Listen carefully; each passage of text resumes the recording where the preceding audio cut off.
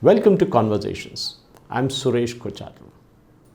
Today I'm going to speak to you about a story about the people of Hyderabad state who fought a despotic regime that wanted to create an Islamic state right in the middle of Bharat. We all know that India got its independence on 15th August 1947. But how many of us know that the state of Hyderabad got its independence? Which day was it? Very few people, except for those living in the state of Telangana, or many citizens who lived in Hyderabad city, would get the date and even the year right. In fact, it was almost after 13 months after Jawaharlal Nehru unfurled the flag on 15th August 1947 and claimed a tryst with destiny that Hyderabad became independent on the 17th of September 1947. All good, except that three princely states were trying to find their own destiny.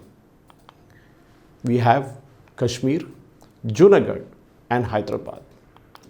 Well, Kashmir's Raja Hari Singh was ruling a Muslim majority state and was not sure which way to go. The Raja of Junagadh was very clear that he wanted to merge with Pakistan. But the Nizam of Hyderabad was a different cup of tea, or rather a different biryani. When India got rid of the Britishers on August 14th, 1947, the seventh Nizam of the Asaf Jahi dynasty, Mir Usman Ali Khan, was ruling the state of Hyderabad, which was the biggest princely state of India at that point in time. The Nizam was not ready which way to go, unlike Kashmir, because here was a Muslim king ruling a state that had a majority Hindu population. The Nizam wanted to have an umbilical cord with Pakistan. But Muhammad Ali Jinnah, the founder of Pakistan, who initially promised support to the Nizam, backed out as he had plenty of problems of his own. Nizam took advantage of the fact that the Indian government was preoccupied with the Kashmir situation soon after independence. The Nizam initially approached the British government with a request to take on the status of an independent constitutional monarchy within the Commonwealth of Nations. That request was, however, rejected by the last Viceroy of India, Lord Mountbatten. So the Nizam now had two options: either merge with India or stay independent. He decided to take some time before deciding on it, a final call. So he signed what is called a standstill agreement with the newly independent Indian government. So on 29th of November 1947, Hyderabad state signed a standstill agreement with the Dominion of India, continuing all previous arrangements except for the stationing of the Indian troops in the state, especially in Secunderabad. This was valid for 1 year until November 28, 1948. The standstill agreement was intended to maintain a status quo between the two parties until a solution could be found. The agreement included an exchange of agents between Hyderabad and India, and the Indian government agreed to give up its paramount seat functions. Technically, while India would handle the external affairs of the Hyderabad state, the Nizam would get space to run his own kingdom. But in reality, the Nizam had no control on what was happening in his own state. If you recollect, Hyderabad was one of the most populous and richest states in the country at that point in time. It had 17 districts, including what is now Telangana, Aurangabad in Maharashtra, and Gulbarga in Karnataka. In fact, a few parts of the Karnataka is still called Hyderabad, Karnataka, and Latur, Usmanabad, and Aurangabad were all a part of the Nizam Empire at one time. The Nizam had an army that was next to nothing, but he had a resurgent population of Hindus who wanted to merge with India. The Nizam was in a weak position as his army numbered only 24,000 men, of whom only 6,000 were fully trained and equipped. In fact, he didn't have enough of the localites, so he got Arabs, Rohingyas and North Indians and even Pathans to come and bolster his army. The Nizam created a ragtag militia called Razakars, which ironically meant volunteers. But it turned out to be a loose cannon whose singular aim was to subjugate, convert and kill the Hindus. Led by a maverick and a diabolic, Kazim Rizvi, the Razakars let loose a reign of terror from the moment the Nizam signed a standstill agreement with the Indian Union. Hundreds of atrocities were committed by the Razakars, which in today's situation would qualify as a war crime. But it was not a war, and only one side was armed, and the Hindus had next to nothing. But they had a determination to get rid of the Nizam and his dynasty. From the Arya Samaj to the Andhra Mahasabha and the double-faced communist, everyone jumped into the fray. Then there were the tribal leaders and regional chieftains, all of whom fought the Razakars and the Nizam. The Arya Samaj has been demanding a greater access to the power for the Hindu majority in the Hyderabad state since late 1930s and was curbed by the Nizam for a long time. The Hyderabad State Congress joined forces with the Arya Samaj as well as the Hindu Mahasabha in the state to fight the Razakars and the Nizam. According to an official account by Muhammad Haidar, a civil servant in Osmanabad district, from the beginning of 1948, the Razakars had extended their activities from Hyderabad city into towns and rural areas of Telangana, murdering Hindus, abducting women, pillaging houses, fields, and looting non-Muslim properties in a widespread reign of terror. Many women became victims of rape and kidnapping by the Razakars. Thousands went to jail and braved the cruelties perpetuated by the oppressive administration. Due to the activities of the Razakars, thousands of Hindus fled from the state and took shelter in various camps either within the state or outside it.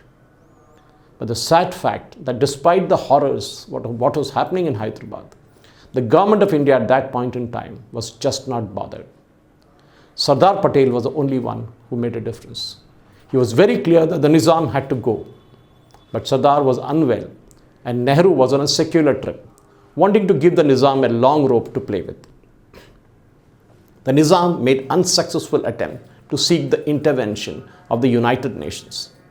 The Nizam also made attempts to negotiate with the Portuguese to find a sea route so that he could buy arms from abroad. The Nizam tried his best to get Pakistan involved by gifting 20 crore rupees, big money those days, to Jinnah in helping out him to defend Hyderabad. But the death of Jinnah at that crucial point in time dashed Nizam's hopes. Finally, once he was back at the helm, Sardar Patel lost his patience with the Nizam and ordered the Indian army to march into Hyderabad state. That date was 13th of September, 1948. To keep it diplomatic, the military operation, which was codenamed Operation Polo, was called Police Action. In fact, Britain at that point in time encouraged India to resolve the issue with the Nizam without the use of force. But Britain refused Nizam's request to help. In fact, on receiving directions from the government of India to seize and annex Hyderabad, the Indian army came up with a Goddard plan laid out by then Southern Commander-in-Chief of the Southern Command in the Indian Army, General E.N. Goddard. The plan envisaged two main thrusts, from Vijayawada in the east and Sholapur in the west, while smaller units would come from Chennai, that is Madras at that time, and would pin down the Hyderabad army along the border. The overall command was placed under the hands of Lieutenant General Rajendra Singh Ji. The Indian forces were led by Major General Jayantonath Chaudhary, the general officer commanding of the 1 Armoured Division, and was composed of 4 task forces. Strike Force, comprising a mix of fast-moving infantry, cavalry and light artillery. Smash Force, which consisted of predominantly armoured units and artillery. A Kill Force, composed of infantry and engineering units. And the Veer Force, which comprised of infantry, anti-tank and engineering units. The attack from Sholapur was led personally by Major General Jayantonath Chaudhary, while the attack from Vijayawada was led by Major General Ajit Rudra. The forces composed of Gurkha Rifles, 1 squadron of the 17th Pune Horse, and troops from the 19th Field Battery, along with engineering and ancillary units. In addition, 4 infantry battalions were to neutralize and protect the lines of communication. 2 squadrons of the Hawker Tempest aircraft were prepared for air support from the Pune Air Force Base. On 16th of September, faced with an imminent defeat, Nizam Mir Usman Ali Khan summoned his Prime Minister Mir Liaq Ali and demanded his resignation. And on the following day, the resignation was delivered along with the resignations of the entire cabinet. On the noon of September the 17th, a messenger brought a personal note from the Nizam to the Agent General in Hyderabad, K.M. Munshi, asking him to come to the Nizam's office. At the meeting, Nizam stated, "The vultures have resigned. I don't know what to do." K. Munshi advised Nizam to secure the safety of the citizens of Hyderabad state by issuing appropriate orders to the Commander-in-Chief of the Hyderabad Army, Major General L. Edros. That was immediately done. The Nizam of Hyderabad announced a ceasefire on the 17th of September 1948. On 18 September 1948, Major General Chaudhry entered Hyderabad city with his forces, and Major General L. Edros, the Arab commander and the chief of the Hyderabad state forces, surrendered to him. Major General Chaudhry was later appointed as the military governor of Hyderabad. And on September 17, 1948, at noon, Hyderabad ceased to exist as a princely state after a war that lasted for all of 109 hours. It would have gone on for longer had India not been able to stymie the former kingdoms' attempts to procure weapons from various places to protract the conflict. Hyderabad became a part of India more than a year after the latter's existence, and an independent nation went out. Nizam was ejected from power, and with it went his dream of ruling the 212,000 square kilometer kingdom as an independent country. But the sad fact is, even today, the Indian National Congress refuses to celebrate 17 September as the Hyderabad Liberation Day for a very obvious reason. The party feels that its core voter bank, the Muslims, will be upset if the Congress joins in the celebrations. And the less said about the Majlis-e-Ittihadul Muslimin. They are still calling it not the liberation of Hyderabad, but an integration. The government of India, now under Prime Minister Narendra Modi, had announced that the 17th of September will now be officially observed as the Hyderabad Liberation Day. In fact, Union Home Minister Amit Shah had announced, and a gazette was published in this regard, that September 17th every year will be celebrated as a Hyderabad Liberation Day in honor of the martyrs of the Hyderabad Liberation Movement. Imagine what would have happened if Sardar Vallabhbhai Patel had not ordered the Indian Army to march in Hyderabad. We would have had a Pakistan sitting right in the middle of India. Just think of it. Thank you for watching. Jai Hind.